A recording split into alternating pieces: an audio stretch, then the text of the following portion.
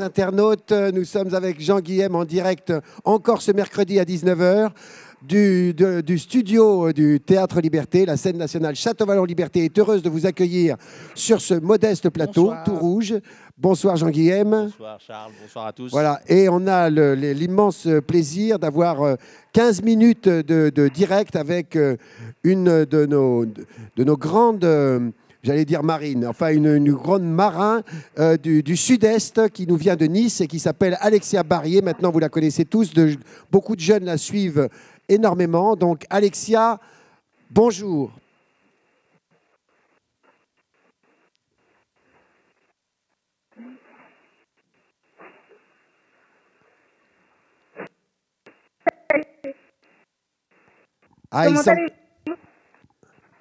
Bonsoir Alexia.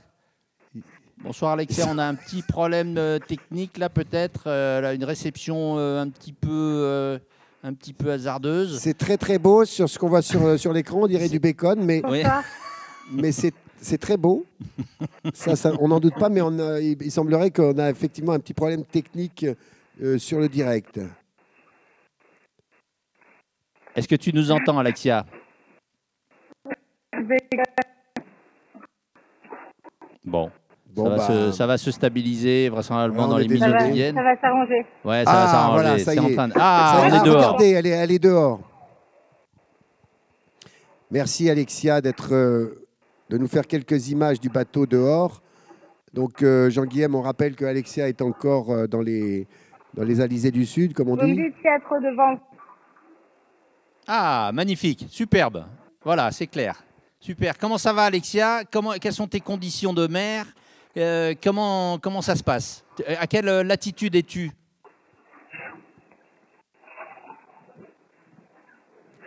n'y a pas beaucoup.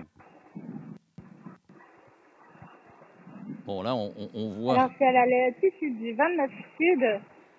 Les conditions sont plutôt clémentes depuis hier. Ça faisait très longtemps que j'avais pas eu une journée cool.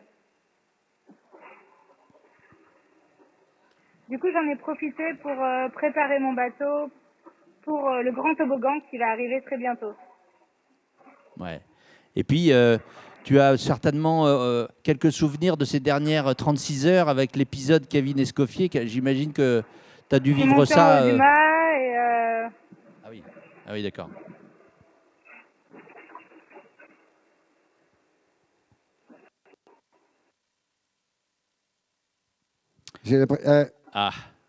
Alexia, ouais, peut-être. L'épisode Kevin Escoffier, évidemment, ça a été en même temps, ça nous rappelle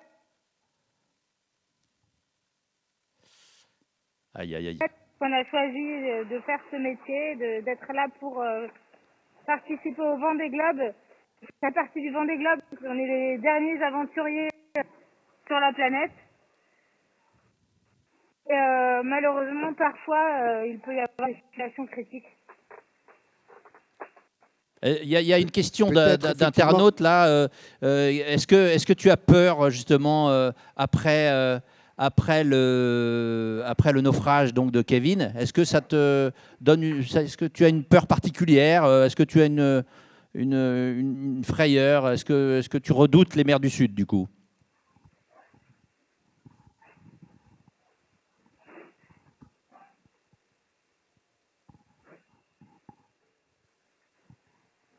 Le Vendée Globe, je ne l'ai jamais fait, c'est mon premier et je le connais pourtant parce que c'est mon rêve de petite fille que je suis en train de réaliser. Je veux le faire depuis que j'ai l'âge de 10 ans et je savais qu'il y allait avoir des moments comme ça, des moments qui font peur, des moments terrifiants. Mais je me sens prête, mon bateau est prêt et je suis à la fois émerveillée, un peu comme l'astronaute qui va sur la Lune pour la première fois. Rappelons que tu es à bord du bateau qu'a construit Catherine Chabot pour et qui est donc ce bateau a fait déjà plusieurs fois le tour du monde. Que c'est un exploit. Nous avons des jeunes, des étudiants sportifs du CREPS de Montpellier, et puis des étudiants aussi de master nutrition de pharmacie de Montpellier qui voudraient savoir, parce qu'ils s'intéressent à la nutrition, dans le cadre de la préparation de votre périple, comment avez-vous préparé votre régime alimentaire? Vous êtes-vous adressé à des spécialistes de l'alimentation en conditions extrêmes? Vous êtes-vous adapté en amont de la course?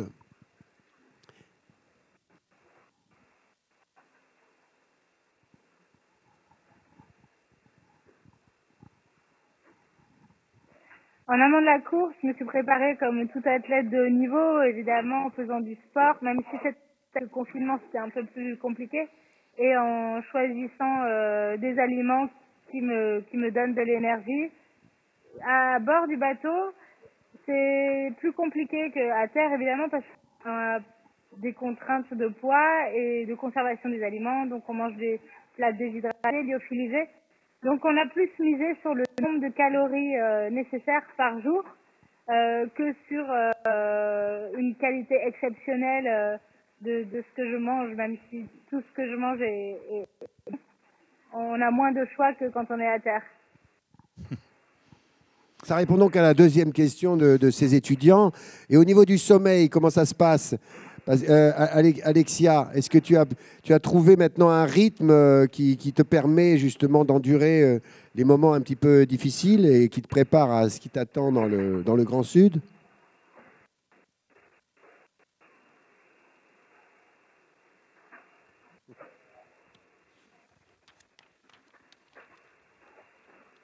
Alors, j'ai pas de recette magique. Ce que j'ai bien compris, c'est que c'est une course qui va durer très longtemps. Donc, il faut choisir entre son bateau, toi et les éléments. Si tu donnes tout pour ton bateau, comme tu peux le faire en transatlantique, et du coup très peu dormir, ça va pas fonctionner. Et du coup, la nuit dernière, j'ai fait ma première nuit de 5 heures d'affilée. C'était génial. Bah oui. Comment, quand les conditions sont difficiles, évidemment, je dors par de 8 à 30. Mais il faut savoir ça.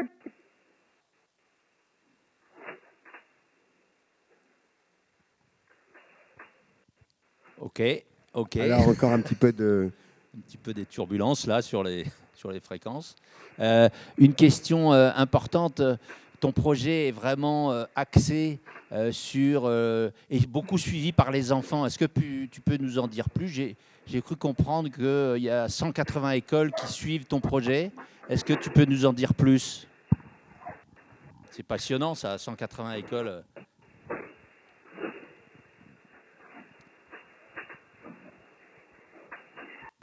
Il y a 10 ans, j'ai créé l'association Format et Planète pour préserver l'océan.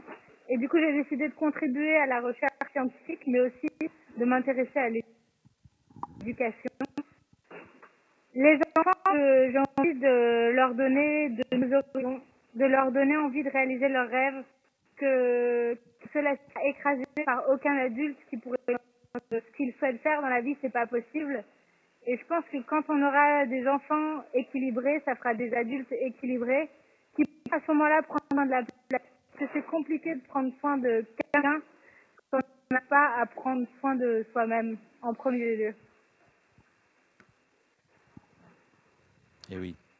Alors il y a, je ne sais plus. Oui, il y avait une question là, une question d'une enfant, je pense, oui, de Corentin, 12 ans, et Raphaël, 10 ans, qui demande comment faites-vous pour vivre seul, loin de votre famille? Mignon. Superbes images du bateau.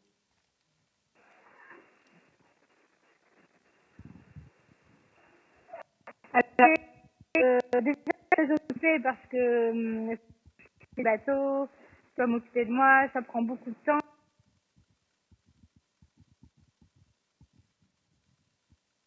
J'avais amené du tricot beaucoup de temps. Et je suis pas vraiment seule parce qu'on a aujourd'hui une éducation qui nous permet d'envoyer des livres, j'écoute de la musique. Et c'est aussi agréable d'avoir du temps tout seul pour profiter de la mer, la contempler. Les gens sont rares. C'est plutôt sport et rock'n'roll depuis le départ. D'accord. Il y a deux questions rapides.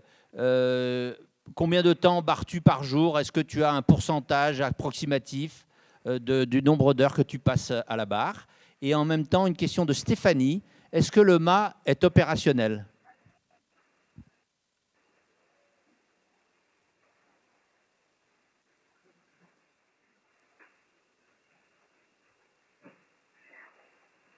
Alors, j'ai pas entendu la deuxième question, mais tu me la répètes après. Je barre peut-être 1 minute par jour ou 2 minutes par jour, très peu. C'est mon pilote automatique qui fait le job.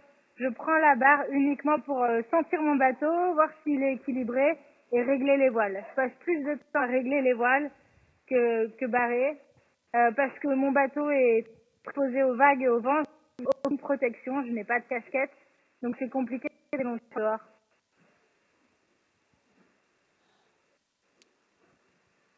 Est-ce que la deuxième question, c'était est-ce que le mât est opérationnel? Bah oui. On espère. Oui. Peut-être qu'il y a une question que. Le mât, je suis montée dans le mât ce matin pour vérifier qu'il était en bon état. Et du coup, j'ai enfilé mon baudrier, mon casque, et il va bien. Il est prêt pour affronter le Grand Sud. Génial, super. Merci Alexia. On va bientôt te laisser à nouveau à l'océan des mers du Sud. Mais ça ne veut rien dire, mais enfin bref.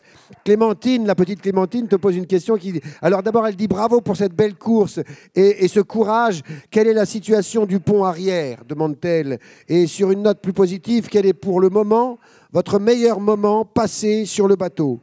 Merci de nous faire rêver.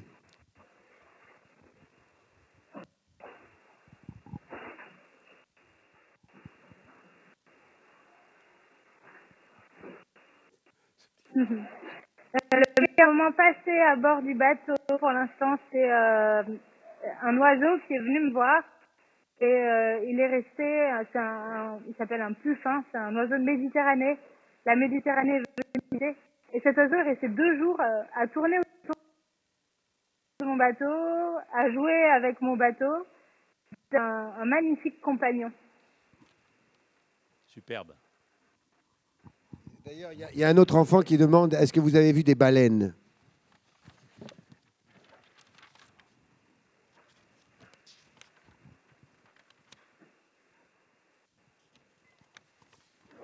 Je n'ai pas vu de baleine, j'ai vu uniquement un dauphin depuis que je suis ici. Je pense que c'est plus dû au fait que j'ai pas trop eu le temps de regarder la mer qu'au fait qu'il n'y ait plus de dauphins et de baleines, en tout cas je l'espère. Donc non, j'ai pas vu grand monde dans l'eau. Au-dessus de l'eau, oui, mais pas dans l'eau. Eh bien, Alexia, on te souhaite un bon vent, comme on dit. Merci infiniment d'avoir pris un petit peu de ton temps pour nous répondre à nos questions. Ici, à Toulon, tout le monde était ravi de t'entendre et de te voir, malgré quelques petits problèmes techniques. Merci, bon vent et à très bientôt. Alexia. On serre les coudes, on serre les doigts. On te souhaite bonne chance pour l'entrée dans le toboggan que tu attends avec impatience, Merci. je pense. Bonne journée, bonne chance, bonne semaine et à très bientôt. Merci.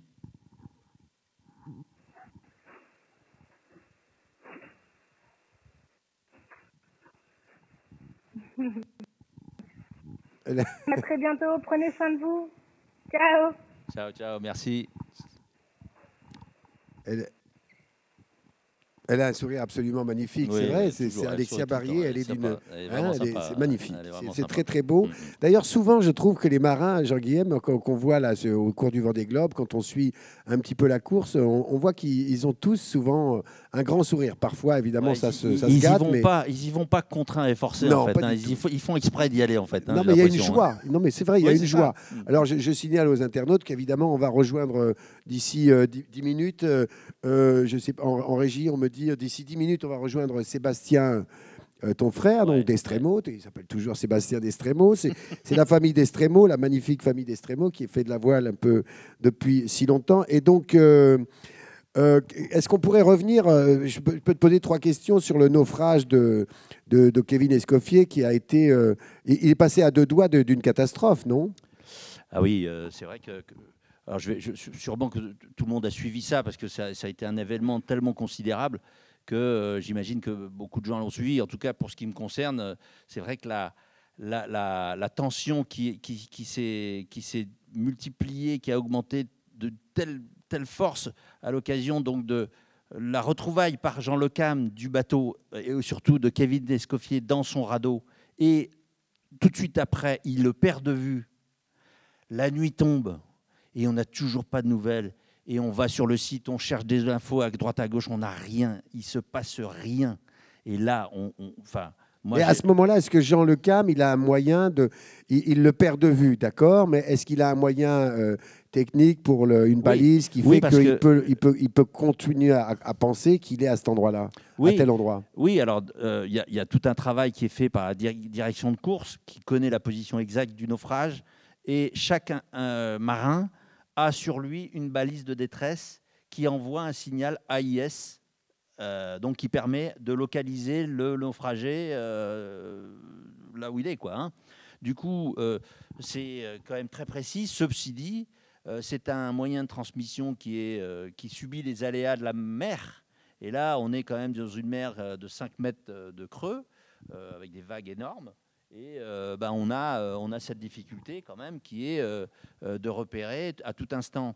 Et c'est vrai que quand le bateau s'éloigne, il n'a pas forcément tout ça sous la main. Il n'a pas forcément tout ça sous la main. Il doit surtout scruter l'horizon, les parages, surveiller chaque vague. Et comme il le raconte, Jean Le Cam, c'est vraiment un coup de bol. Il trouve la lumière parce qu'il décide à un moment de revenir quand même sur ses pas, parce qu'à un moment il se dit bon, on va attendre le petit matin, hein, on va attendre le lever du jour, et puis il se dit oh, ben non, peut-être que finalement de nuit ça serait pas mal, il faut le tenter le coup. Et puis là, il revient. Et forcément, il ne peut pas regarder et la mer et ses instruments. Donc non, parce qu'il faut rappeler au public que c'est très, très compliqué, qu'un bateau, même avec 3, il avait 3, Jean Le Cam avait 3 bosses de riz, mais même avec 3 riz, on déferle à 15 nœuds. C'est-à-dire que la vitesse de la mer et le vent vous entraînent. Donc après, il faut qu'il remonte avec son petit moteur, c'est ça? C'est ce qu'il fait? Oui. Il remonte avec le moteur, et là, ça prend un temps fou. Le bateau doit taper. Donc et c'est des bateaux qui sont, donc, quand ils sont très peu toilés comme ça, c'est des bateaux qui s'arrêtent. Quand on vire de bord, c'est des bateaux qui s'arrêtent. Et il le dit d'ailleurs, chaque virement de bord, ça représente une marche arrière. Une marche arrière, c'est un danger pour le bateau, parce que, pour les safrans, pour le matériel qui est sur le tableau arrière, les hydrogénérateurs. C'est jamais très bon de jouer avec les marches arrière. Les bateaux ne sont pas faits pour virer de bord, c'est vrai, hein, ils virent très peu de bord pendant un Vendée Globe. Donc là, il se fait plusieurs virements de bord dans les vagues qui arrêtent encore plus le bateau. Et du coup, ça entraîne des marches arrière qui sont alors contrôlées plus ou moins, et qui peuvent endommager des appareils essentiels comme les safrans, comme d'autres appareils. Voilà, donc c'est vraiment compliqué d'être à la fois manœuvrant et lent. On ne peut pas être lent et manœuvrant, c'est un peu incompatible. Oui, il faut être rapide pour pouvoir faire... sur les trimarans, par exemple. Oui, ça s'arrête tout seul. Voilà. J'ai vécu des régates où le bateau s'arrête complètement et il peut rester 5 minutes vraiment alors qu'il y a du vent. Les manques à virer, pour les connaisseurs, les pratiquants de voile, les manques à virer sont monnaie courante. Sur un IMOCA, on manque à virer, je ne veux pas dire une fois sur 2, mais c'est très courant. Du coup, là, à sac de toile ou pratiquement à sac de toile, eh bien, il fait des virements de bord avec des marches arrière, donc c'est compliqué. Donc, il ne peut pas être sur ses instruments, faire des virements de bord, surveiller la mer, regarder une lumière. Enfin, bon, c'est le souk, quoi. Et filmer tout ça, parce que j'imagine qu'il y a beaucoup d'internautes qui évidemment, il faut qu'ils répondent aux sollicitations de la direction de course. Ouais. Tu crois qu'ils voulaient qu'on lui foute la paix, ouais, non, peut-être un peu. Non, pas ça, mais est-ce qu'ils ont demandé à Jean Le Cam de le filmer? Oui, alors ça, je pense qu'il avait son installation on, et puis il n'était pas là à tourner ses caméras. Hein. Je pense qu'avec son système. Donc on n'a aucune image de la récupération. Moi, je n'ai pas vu d'image. Moi, j'ai vu des images après, une fois que Kevin Escoffier est à bord, ses interviews. Je sais que cet après-midi, il a été interviewé par le président de la République, s'il vous plaît, quand même. Attention. C'est quand même un événement, mais il faut dire que faut quand même imaginer que sur le plan maritime, D'ailleurs, il n'y a pas de précédent. Qu'un IMOCA autour du monde récupère un naufragé dans son radeau de survie, il n'y a pas de précédent. Ah oui. Il n'y en a pas. C'est la première fois. C'est la première fois. Donc voilà, bon, c'est pas non plus, c'est pas parce qu'il récupère un naufragé que c'est un exploit, machin. Quoique, quand même, parce que toutes ces mesures, ces manœuvres, les risques qu'il prend pour aller surveiller, pour faire ses manœuvres de virement de bord avec ses manques à virer, etc. Eh ben, au bout du compte, c'est beaucoup d'investissement. D'ailleurs, et même ses camarades de compagnie, hein, les autres marins qui sont venus comme ça pour justement croiser et faire le quadrillage qui avait été demandé par la direction de course, ces mecs-là, ils sont venus et on entend quand ils racontent toute l'émotion qu'ils vivent et l'émotion qui retombe une fois qu'il est sauvé, une fois qu'il est à bord du bateau de Jean Le Cam. Et on peut imaginer que c'est une adrénaline qui est immense, quoi, qui est ressentie. Oui, on le sentait quand on voyait quand on voit le visage de Jean Le Cam après la récupération, on sent qu'il a vraiment une. Il souffle, quoi. Oui, il a une énorme fatigue sur le visage, ouais. quelque chose. Ils ont dû bien dormir là. La question que je pense bon nombre se pose, c'est comment se fait-il que ce bateau enfin parce qu'il a coulé extrêmement vite, est-ce que tu penses qu'il a pris un objet en dur ou est-ce qu'il a pris une vague? Qu'est-ce qui a fait que le bateau a plié comme ça et s'est rempli d'eau en quelques secondes? Enfin, en combien de temps il a dû couler ce bateau? Oui, en quelques secondes. Il dit qu'il a vu le bateau plier en deux et qu'immédiatement il a vu que l'eau était au plafond, quoi, au plafond de son intérieur. C'est énorme. Je connais pas. Enfin, je veux pas connaître, bien sûr. Et je vraiment ne souhaite à personne de connaître un événement pareil. Qu'est-ce qui peut casser un bateau de cette manière? Il y a une fragilité quelque part. Il y a aucun doute. D'accord. Un bateau, ça ne peut pas casser, c'est pas possible. Le bateau de Kevin Escoffier, c'était un bateau neuf. Non, c'est un vieux bateau. Donc c'est ça qui semble être étonnant. C'est-à-dire que c'est surprenant. On peut comprendre qu'un bateau construit il y a 1 an, qui a fait quelques essais et qui tout d'un coup part dans la course, se retrouve dans cette situation. Mais là, c'est un peu comme le bateau d'Alexia Barrier ou le bateau de Sébastien. C'est un bateau qui a 10 ans. Le bateau de Kevin, c'est un bateau qui a déjà 10 ans, qui a subi plusieurs transformations. La dernière, c'était en 2018 avec l'apport des foils. Donc c'est peut-être ça qui a joué, c'est-à-dire les nouveaux travaux. C'est ça la question que va se poser son équipe. C'est clair. C'est-à-dire les travaux qu'on a faits ont-ils engendré cette fragilité? Sachant qu'ils n'auront pas de moyens de vérifier quoi que ce soit, parce que de toute façon tout le matériel est perdu, il n'y aura pas d'analyse possible, donc ça sera des suppositions. Voilà. Enfin, en tout état de cause, ce qu'on peut dire, c'est qu'il y a quand même une fragilité, que c'est une conjugaison d'événements maritimes qui sont hyper rares, hein, 5 mètres de creux, les bateaux qui avancent à 17 nœuds, qui passent de vague en vague. On n'a pas le recul, les foilers, comme on les appelle, on n'a pas le recul de ces... du matériel éprouvé dans ces latitudes-là, dans ces mers-là. On ne sait pas. Donc là, on apprend. Enfin, on apprend encore quelque chose. Les bateaux, les foilers, comme tu dis, ils n'ont pas fait l'année dernière, par exemple, n'ont pas été dans ces mers justement pour éprouver. Non, c'est la première fois que ce type de foiler va dans les mers du Sud. En 2016, dans le précédent Vendée Globe, on avait Alex Thompson, qui était un foiler déjà de dernière génération, avec des foils immenses. Il en a cassé un. Donc on ne peut pas tirer d'enseignement sur la navigation d'Alex Thompson. En 2016, il a fini second parce que c'est un marin d'exception, parce qu'il avait un bateau quand même tout à fait rapide, même sans son foil tribord. Mais donc on ne peut pas non plus se dire, voilà, les bateaux, ils naviguent comme ça, ça résiste, c'est éprouvé, on vous signe le contrat, on vous signe. Il n'y a que ceux qui sont sur Virtual Regatta qui peuvent suivre la théorie, quoi. C'est-à-dire, mais la réalité est tout autre. En tout cas, elle nous apprend à chaque fois que c'est pas forcément la réalité n'est pas la théorie, quoi. Et là, en l'occurrence, je pense vraiment que le bateau de Kevin Escoffier, qui a été conçu il y a déjà 10 ans, qui était un projet de Vincent Rioux, je crois vraiment que c'est un bateau qui a... c'est de la faute de personne dans cette affaire. On va pas pouvoir trouver, surtout qu'il n'y a pas le matériel pour l'examiner, mais on va pas pouvoir dire c'est de la faute d'un tel ou d'un tel. on va dire, bon, ben voilà, on sait comment il était construit ce bateau, on sait qu'on va rajouter quelques pourcentages de sécurité en plus. Donc on va alourdir le bateau encore plus. Kevin Escoffier disant, j'ai aucun regret, j'ai alourdi le bateau de 200 kg de carbone, je l'ai renforcé partout où je pouvais. Bon, la seule chose qu'il va se dire, c'est il faut le renforcer encore plus. Et puis après, on verra. Mais encore une fois, la navigation de ces bateaux foilers qui naviguent à 20 nœuds dans 5 mètres de creux, ils sont en train d'apprendre comment ça marche. Et puis, comme tu disais tout à l'heure, avant l'émission, eh bien, quand ils vont être dans l'océan Indien, ça risque d'être encore plus éprouvant pour les foils. Et oui, j'en ai bien peur. J'en ai bien peur. Donc finalement, notre Sébastien, qu'on espère voir bientôt, sans ses foils, peut-être que, on ne sait pas, peut-être que les foilers vont cette année pas être forcément gagnants à la toute fin. Une fois que tu n'as plus de foils, tu peux quand même, comme l'a fait Alex Thompson, tu peux quand même gagner la course. Tu peux être très bien placé. Alors, on nous annonce que dans 2 minutes, Sébastien va apparaître magiquement sur nos écrans. C'est merveilleux. Oula. Donc, voilà, on retrouve... oulala. Sébastien, tu nous entends? Toujours un petit peu, on a toujours... Oui. Ah, très bien. Je vous suis depuis tout à l'heure. Ah, tu nous suis depuis tout à l'heure. Alors là, tu as entendu les grandes explications de Jean-Guillaume. Où es-tu et où en es-tu et comment ça va?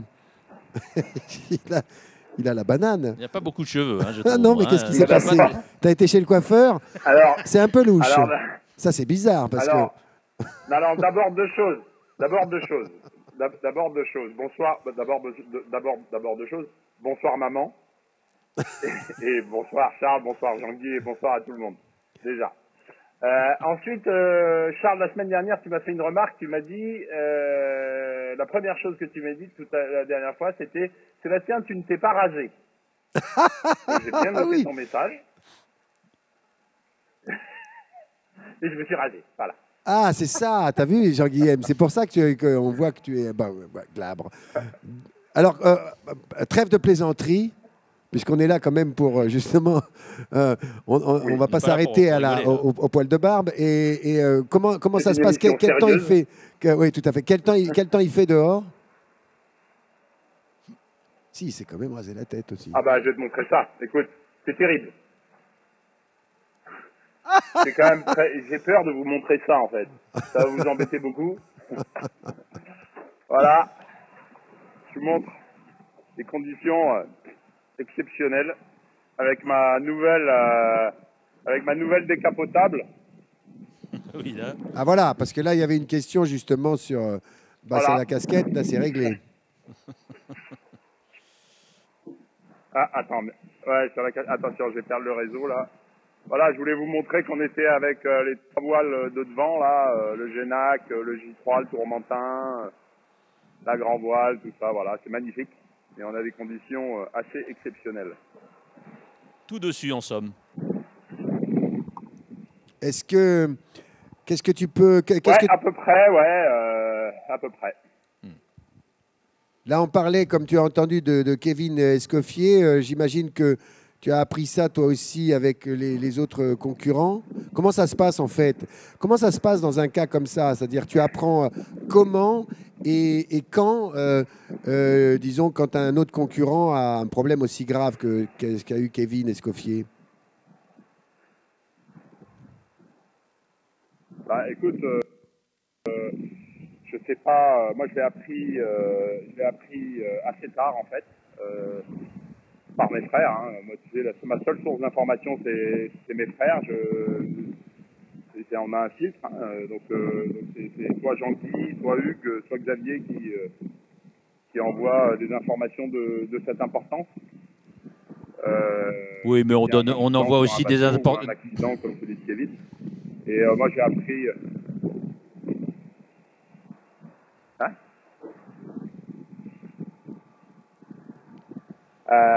non, mais les informations, les informations importantes, donc là, les incidents, puis aussi les belles choses, bien sûr. Et notamment que derrière moi, peut-être 100 000 maintenant, j'ai un TGV qui est en train d'arriver, qui s'appelle Sodebo. Le bateau, il est en train d'arriver à 35 nœuds derrière moi, et il va me doubler ce soir il va passer juste à côté à Mac 2, tu vois.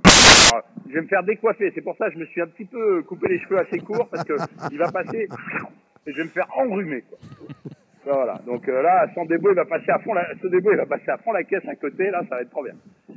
Et ouais, non, voilà, donc bah, j'ai appris, ouais, et puis après j'ai suivi un petit peu de très loin comment ça se passait, parce que je comprenais pas, pour Kevin, je comprenais pas comment il s'est retrouvé dans son radeau de sauvetage.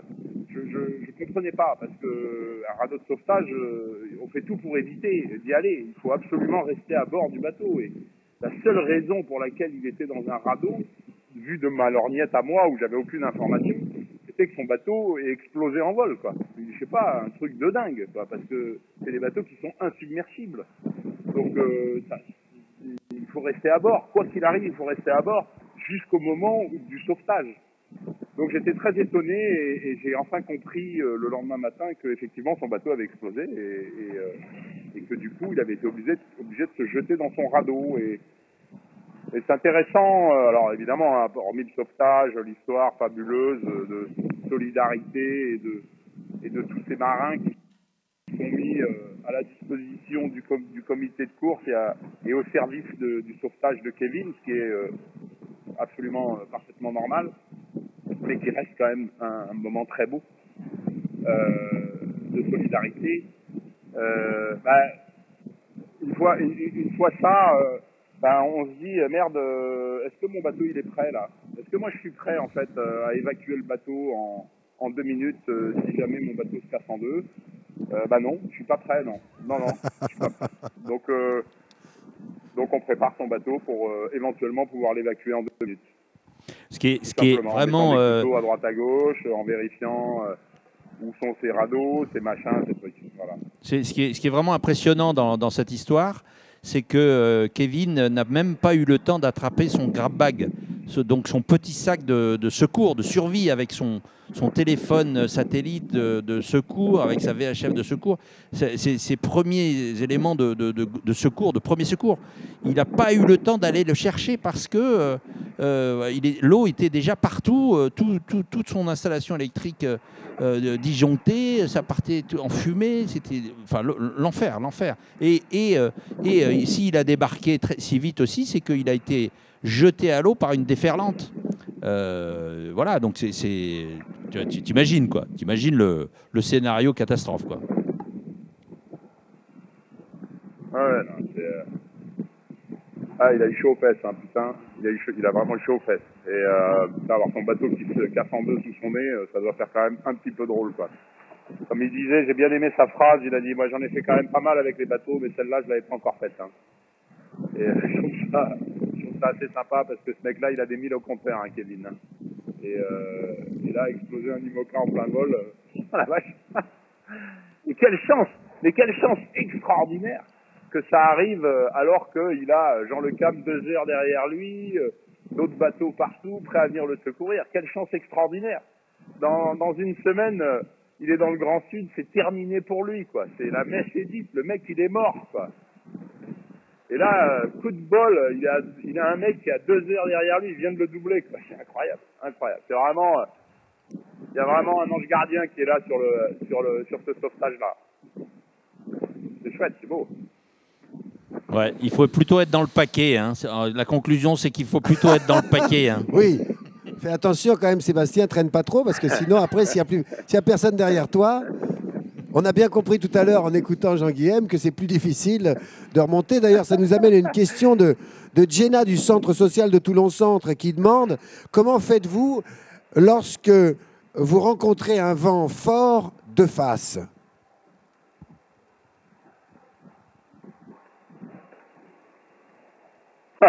On évite. Ben, on réduit la voile, on réduit les voiles, on met la grand voile à 3 ris et puis devant on met tourmentin s'il y a vraiment du vent fort et on essaye de remonter contre le vent. Mais après il y a une limite à ce qu'on peut faire. S'il y a, je sais pas moi, 60 nœuds de vent, je suis pas sûr que ces bateaux-là puissent remonter face au vent et surtout face à la mer. Je suis vraiment pas sûr que ce soit possible. Hein. Les bateaux qui sont pas faits pour ça, Donc, c'est pour ça que faire demi-tour dans les mers du Sud, c'est pas recommandé. Hein. C'est ça. Pas recommandé. Parce que pendant le Il n'y en a pas Vendée... beaucoup qui l'ont fait, hein, pour aller, qui ont fait demi-tour. Hein. Mais ouais. Il y a Philippe Monet qui avait fait ça à l'époque, de faire le tour du monde à l'envers. Est-ce que c'est ça qui se passait? C'est-à-dire qu'il passait son temps à remonter des vents que, a priori, pendant le Vendée Globe, on descend? Oui, c'est ça. Ouais, c'est exactement ça. Ouais. Nous, on est dans le sens du vent. Hein. Les vents dominants vont d'ouest en est. Et lui, Philippe Monet, mais aussi Jean-Luc Van Den Heede et d'autres. C'est Jean-Luc Van Den Heede qui a le record, me semble-t-il. C'est un bateau qui s'appelle Adrien. Et ils ont fait le tour du monde à l'envers, donc d'est en ouest, contre les vents dominants. Mais c'est avec des bateaux adaptés. Les IMOCA ne sont pas les IMOCA sont des bateaux adaptés pour des vents portants. Ils ne sont pas du tout adaptés pour remonter contre le vent. Ils sont très mauvais contre le vent, ces bateaux. Oui, c'est vrai, je confirme, je confirme. Quand on a fait un essai sur un IMOCA pendant quelques heures ou quelques jours auprès dans la brise, on se rend compte que c'est absolument déjà invivable. Et ensuite, que ça n'avance pas et que ça vire de bord quand ça a envie. Alors, bon, il y a quand même des bateaux qui naviguent à peu près bien, mais c'est très très mauvais. Le bilan est très mauvais. Le bilan est très mauvais. Comparé aux allures portantes où, au contraire, le bateau s'envole. Sans compter ceux maintenant qui ont des foils qui carrément se soulèvent. Mais globalement, c'est des bateaux qui sont très peu performants au près, contre le vent, et surtout dans la brise, qui sont parfaitement invivables par le bruit, par les chocs, par les vibrations. Voilà. Sébastien, tu vas être heureux d'apprendre que la plaisance a été débloquée, sur nos côtes. Oui, sur la rade de Toulon, voilà, la plaisance est possible. Bon, donc, toi, tu peux continuer en tout cas ton voyage, apparemment. Tu te feras pas gauler en arrivant. C'est bon, j'ai l'autorisation. Non, mais c'est ça. Je me ferai pas rien. Non, c'est bon, ça c'est une bonne nouvelle. Et donc, ça veut dire que tu vas pouvoir aller faire. Parce que toi, par contre, ton bateau, c'est un bateau qui doit bien marcher au près. Ah ouais. Charles, je pense. Très bien. Très bien, très bien. Absolument, on va pouvoir le sortir. J'ai Gwendoline qui a 9 ans, qui vous suit en classe de CM1 et qui demande, avez-vous peur parfois tout seul dans l'océan?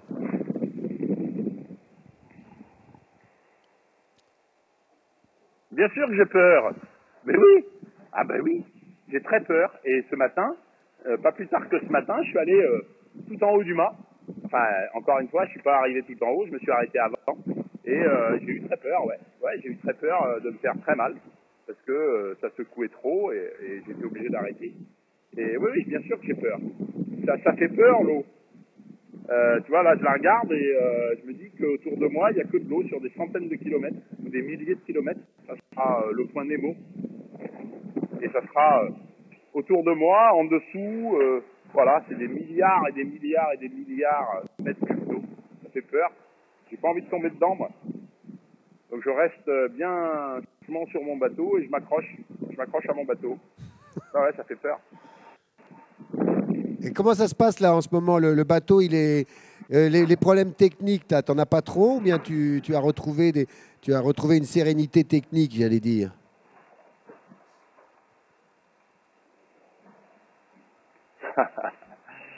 Bah écoute, d'abord j'ai passé beaucoup de temps à étancher le bateau avant le sud.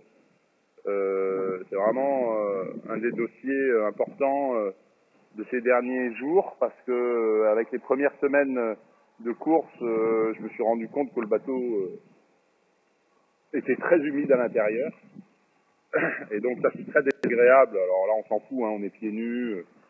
C'est pas grave, mais c'est très désagréable dans le sud d'avoir de l'eau qui se balade. Donc j'essaye de compartimenter les fuites, d'abord de les boucher, puis ensuite de les compartimenter pour pas que l'eau se balade partout dans le bateau. C'est vraiment des boulots où tu mets du Sikaflex partout, tu essayes de boucher des trous pour pas que l'eau circule dans le bateau. Les pompes de cale, Bah, j'en ai flingué 2 sur 3. Donc j'ai réussi à en réparer une. Avec 2, j'en ai refabriqué une, mais elle fonctionne pas très bien. Je suis pas très content. J'ai changé la turbine, mais ça marche quand même pas très bien. Bon, c'est pas très grave.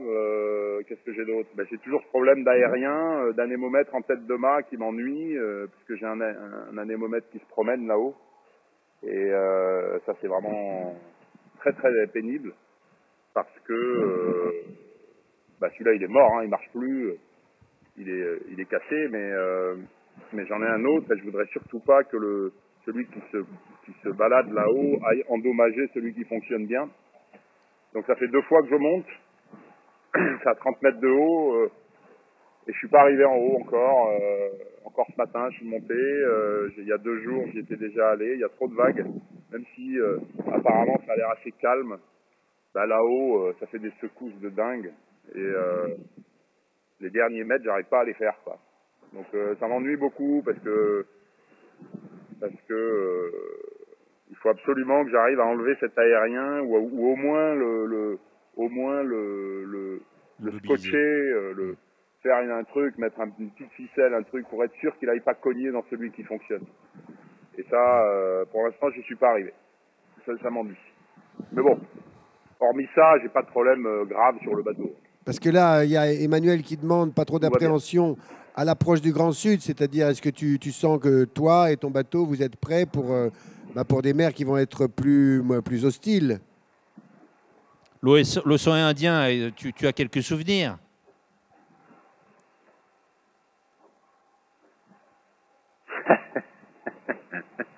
Ouais, quelques souvenirs de l'océan Indien, ouais. Bah écoute, alors j'ai la chance d'y être déjà allé, donc forcément je sais un petit peu de quoi il s'agit. Maintenant, je sais pas très bien comment je vais l'aborder.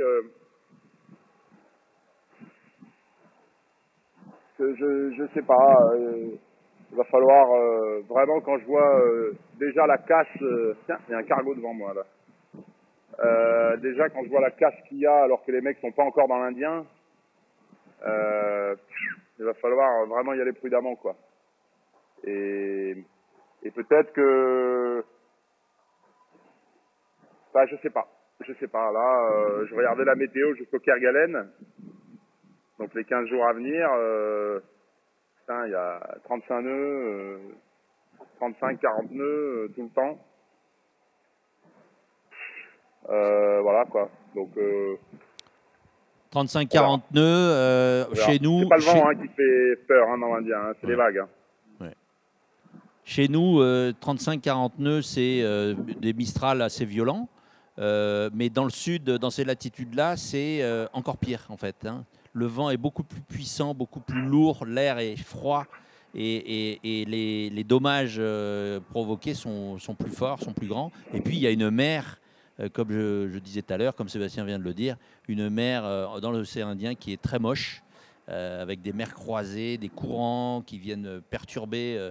Et du coup, le bateau est beaucoup bousculé. Et donc, les souvenirs de Sébastien, c'est notamment les côtes cassées, le bateau qui chavire. Voilà, donc c'est dans l'océan Indien que ça se passe. Donc, bon, il faut y aller doucement. Enfin, il faut y aller doucement. On ne peut pas y aller doucement, en fait. Il ne peut pas y aller doucement. Oui. Ouais. Non, la seule chose qu'on peut faire, il ne faut pas y aller doucement parce que les bateaux deviennent très vulnérables. Ils sont tout à fait manœuvrants quand ils vont vite. Mais après, de toute façon, tous les sauvetages, tous les abandons, 80% des abandons dans le Vendée Globe, c'est dans l'Indien, donc peut-être moins que 80%, mais enfin, il y a un énorme pourcentage d'abandons dans l'Indien. Donc là, on le voit, il y en a déjà 3 qui ont abandonné là en l'espace de 3 ou 4 jours, donc, et on n'est pas encore dans l'Indien.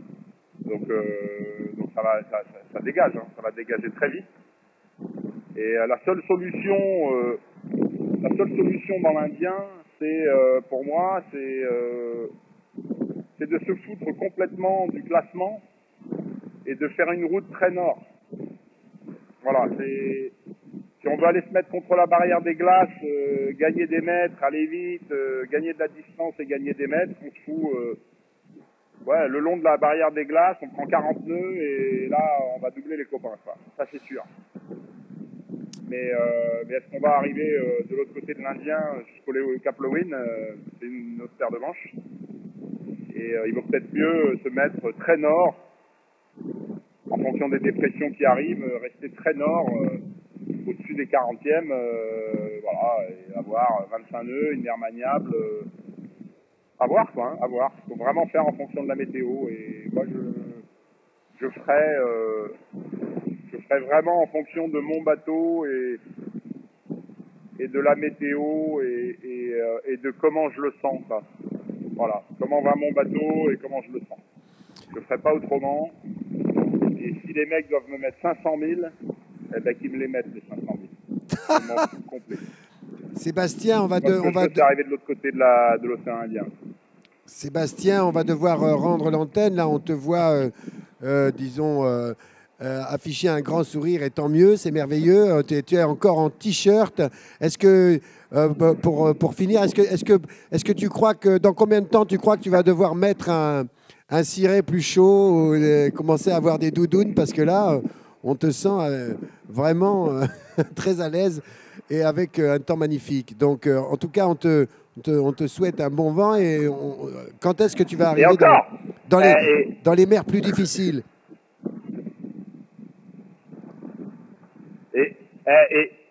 Et encore, Charles, je me suis habillé pour l'émission. Hein. Non, les mers plus difficiles, c'est dans 3 jours. C'est pour dans 3 jours, 3-4 jours. Là déjà, d'ici 48 heures, on va avoir 30 nœuds. Et ensuite, ça va pas arrêter de monter et surtout se refroidir. Donc d'ici 4 jours, on sera avec les cirés, les bottes et on enlèvera tout ça après le Horn. Donc d'ici 4-5 jours, on enfile tout ce bazar et on met ça pour 2 mois et on rentre dans le tunnel. Dans le tunnel des 40e, là où il n'y a plus de loi. Donc en fait, dans une semaine, quand on se retrouve, on va avoir un autre panorama normalement. On va avoir un autre Sébastien, tout à fait. On tient à remercier tous les enfants qui nous suivent. C'est ça. Il fera peut-être la gueule. Ah ben nous, on commence à avoir froid aussi, hein, Sébastien, ne t'inquiète pas. On a notre lot. C'est pas si facile pour nous non plus. Hein. Toulon, il commence à faire frais le soir. Merci à tous les enfants du centre social et les ateliers en liberté, bien entendu. Merci à tous nos internautes, tous les jeunes qui nous suivent. Et merci au Vendée Globe. Merci à Olivier Caillé, directeur, et Erwan Renan, chef du projet chez Hectacom, parce qu'Hectacom, on les remerciera jamais assez. C'est eux qui nous permettent d'être en relation avec nos marins.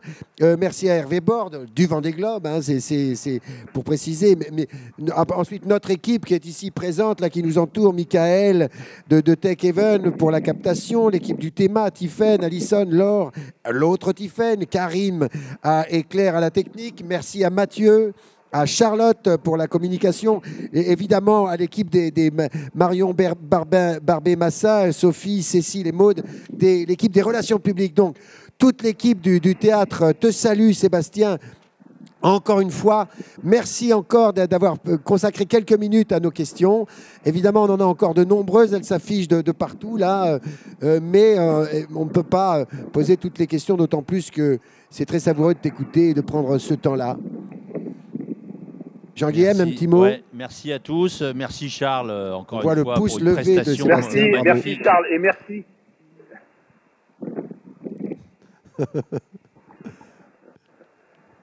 Non, merci. Et puis surtout, tu sais, moi ce que je trouve absolument génial, Charles, c'est que avec ton émission, on prend le temps.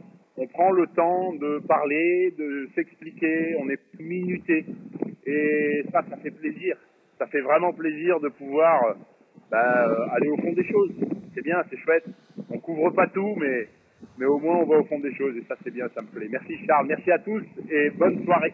Et la semaine prochaine, on aura la joie d'accueillir Clément Giraud. On aura Clément Giraud et aussi Sébastien, bien entendu. Voilà.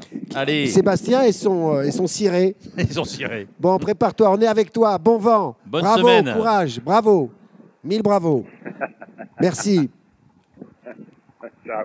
Merci, ciao, ciao, merci, ciao, ciao, ciao. Ciao, ciao. Merci. Merci, chers internautes, et bien, comme on dit, à la semaine prochaine.